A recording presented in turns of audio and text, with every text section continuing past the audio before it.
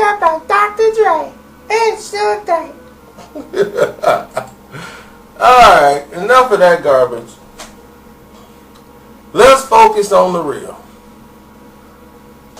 Now, they always portray michel'le as the first lady of Ruthless Records, which is ridiculous because I'm quite sure j.j.fad was the first lady of Ruthless Records.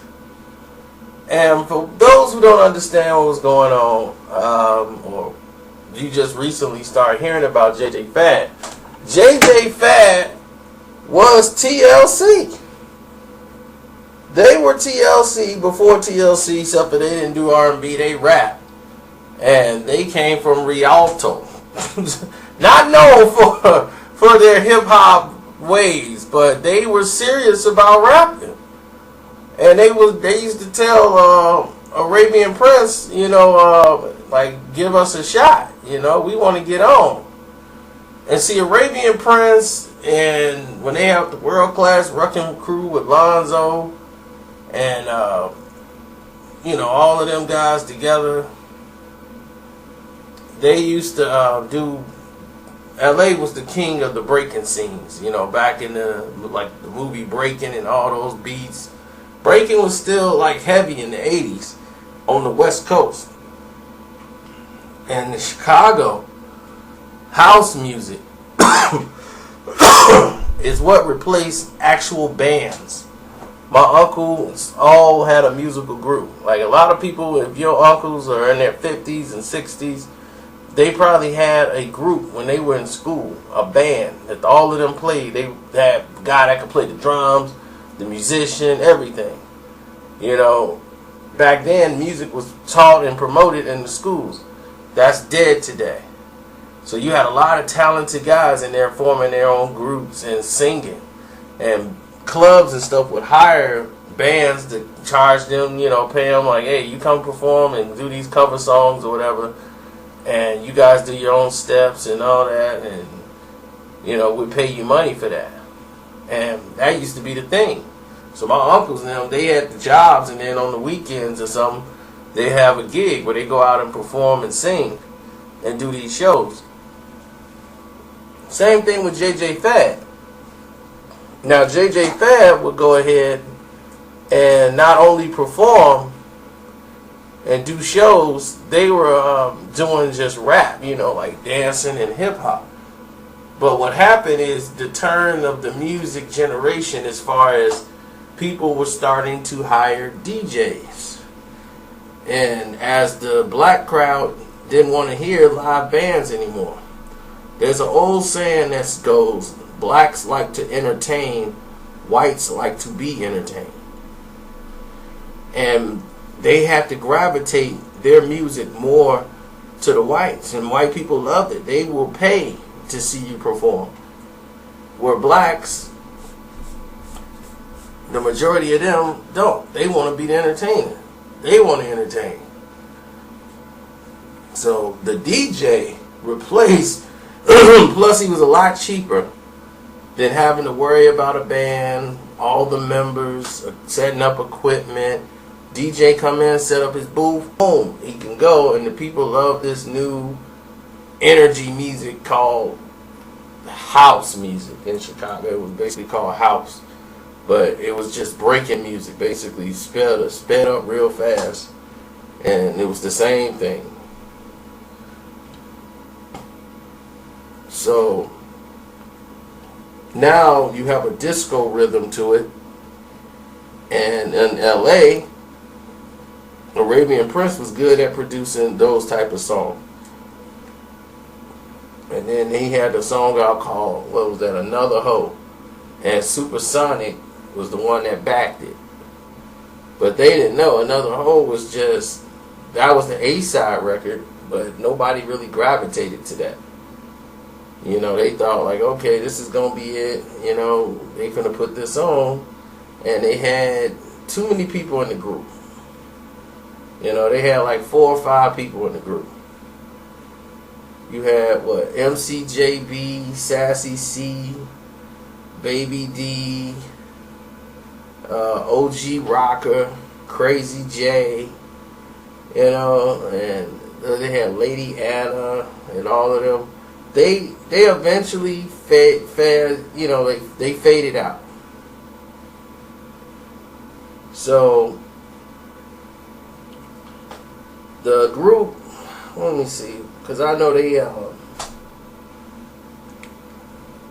had a falling out. Lady Anna was always complaining about the money and how they wasn't getting paid and how they supposed to be getting paid off this and all this dude doing to managers and the Arabian Prince who's supposed to be producing them, supposed to be managing them, and they didn't have proper management.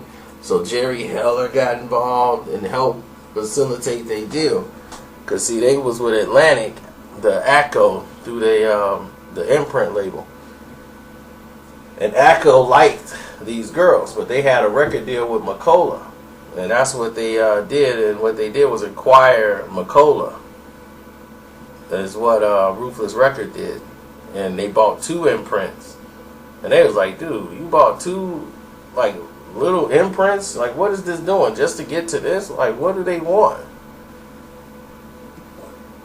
So they took the song and they joined with DJ Train, who was MC Ren's, like, that was his right hand man.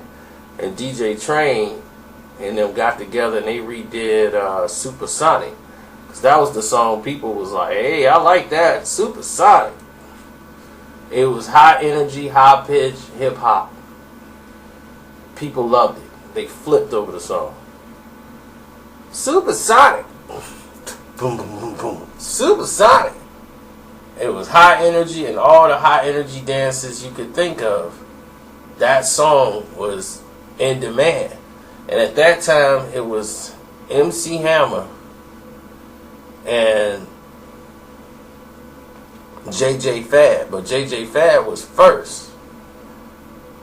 And then when they came out with Supersonic, they had a dance they did out here in the Midwest, in Michigan and Chicago, that in Michigan it was called a Schoolcraft.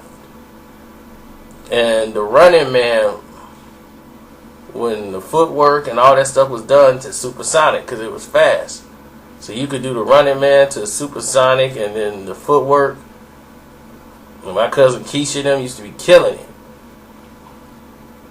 All the breakers was using it. Supersonic. Doing a whole breaking, a whole everything. Supersonic was a #1 hit through all. The single did 500,000 copies. And the album went gold. Based off the song Supersonic. So that one song sold that entire album. People had to have Supersonic. That was the song. And to hear her at the end when she's everybody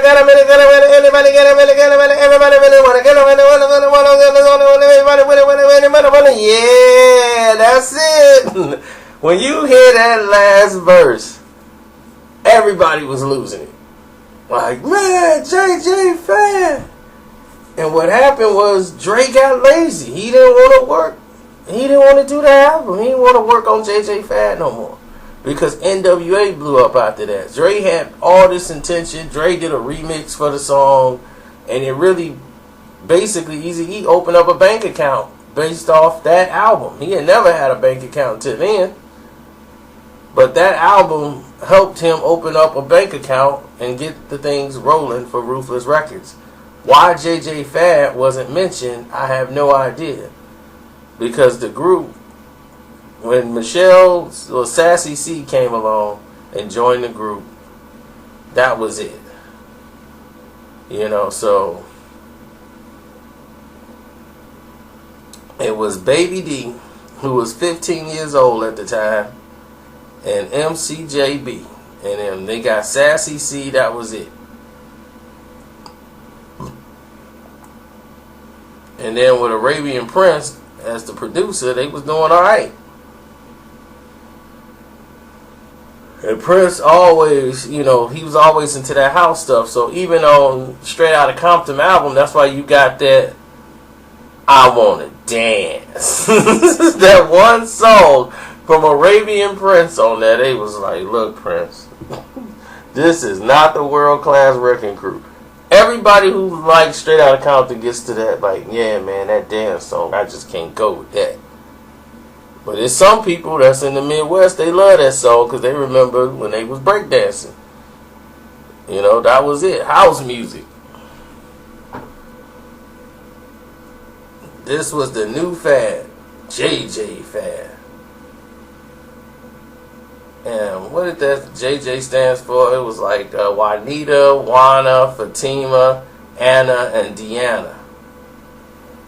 So,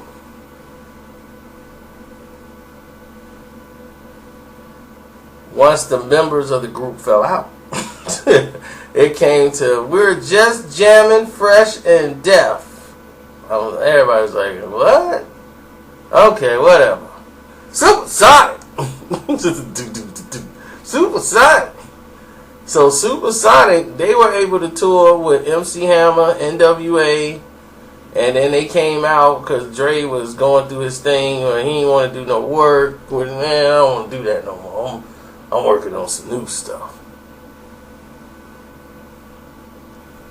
And what he did was he just went ahead and started working with N.W.A, and that's where his focus was. He wasn't worried about j.j.fad no more, and they was just sitting around. So Train started doing work with him, like, look, I'm gonna help you get out and do your thing. You know, Arabian Prince started working with him and DJ Train.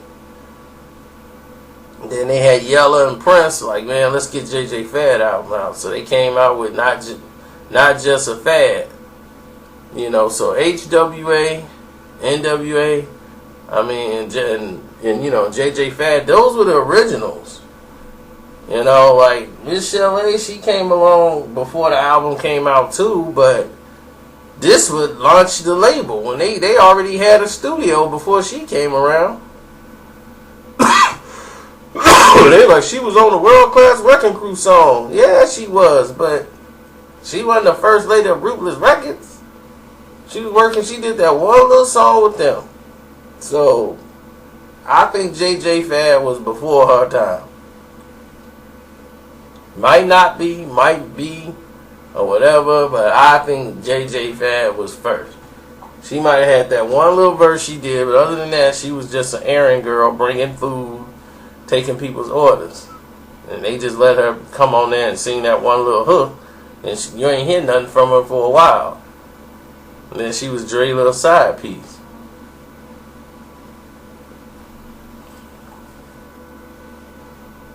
But Supersonic, like Eminem, it got a lot of praise once Eminem mentioned him in he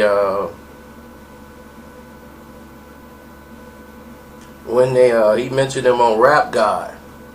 And I'm like, why is it such a surprise? It's like every time Eminem say something, that's when things, ooh, Eminem mentioned him. Like, man, he's a person that listened to hip hop too. I mean, I'm quite sure he knows what Supersonic was. He's from the Midwest. If you were from the Midwest, j.j.fad was here. Probably in the East Coast, Supersonic probably wasn't as big. j.j.fad, Supersonic in Chicago, Illinois, Detroit, Michigan, Saginaw, Michigan. So from Illinois to Michigan, the Midwest, Supersonic was one of the biggest songs of that summer. That was summer of 89, I think. Summer of 89. 89 or 88. But one of them, man, Supersonic was out. That was it.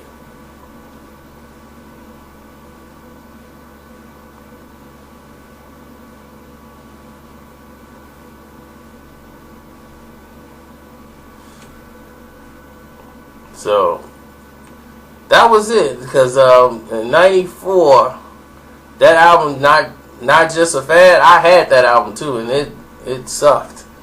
To be totally honest, it was just past its time. You know, they should have came out with an album like in a year after that, like in '89. They should have followed that album up, but you know, time had passed them by, and they were just not in sync. And then they just disbanded after Train died. DJ Train died in 1994. He tried to come save his wife and kid, And he came home and saw his house on fire, and he went back into the house to try to save his family. And you know, he thought his wife and kids was in there, and they wasn't, and he just ran in there, and he didn't really listen to anybody, and he just shot in there off emotion and died from smoke inhalation. And that was MC Ren's right hand man. Me and DJ Train, you know, him Train was in the video. MC Ren is the final frontier. You know, so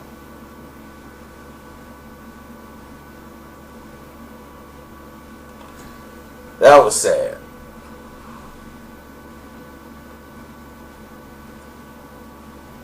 But other than that, I'm done. Hope you enjoyed the video. Follow the playlist. Don't forget, I'm at Carcino on Twitter, at Carcino on Instagram. And subscribe and all that good stuff. I'm out.